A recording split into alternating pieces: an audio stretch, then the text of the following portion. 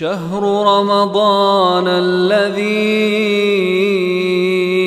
أنزل فيه القرآن.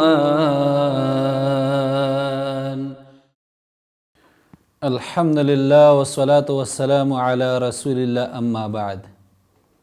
بسم الله الرحمن الرحیم. محترم اوریدونکو، د رمضان د میاشتې ډیر زیات فضایل دي. قرآن کریم کې الله رب العالمین فرمایي چې میاشت د رمضان هغه ده چې نازل شوی دی په دې کې قرآن. دارنګې په دې میاشت کې د جنت دروازې دا کولاویږي او د جهنم دروازې دا پکې بندیږي، او دارنګې شیطانان په دې کې جیل ته اچولی کیږي او تړلی کیږي.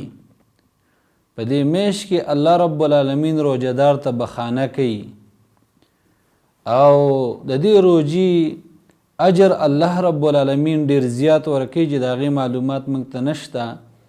الله رب العالمین فرمایي دا بنده زما دپاره روژه نیسي او د دې بدله به زه ورکوم. دارنګې محترمو په حدیث کې راځي، رسول الله صلی الله علیه وسلم فرمایي چې روژهدار دپاره دوه خوشحالۍ دي، یو د افطارۍ په وخت کې او دویمه چې کله د الله رب العالمین سره دا روژهدار مخامخ شي او الله رب العالمین ورته دا بدله ورکوي، نو دا به څومره خوشحاله وي. دارنګې محترمو، روژه دا ډال دی.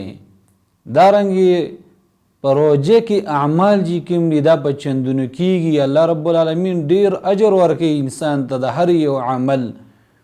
او دارنګې محترمو، حدیث کې راځي رسول الله صلی الله علیه وسلم فرمایي چې د روژهدار د خولې دا کوم بوی چې دی د الله رب العالمین د مشک نه هم غوره دی او بهتر دی.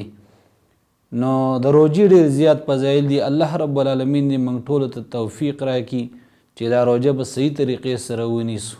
وصلی الله علی خیر خلقه محمد و آله و اصحابه اجمعین.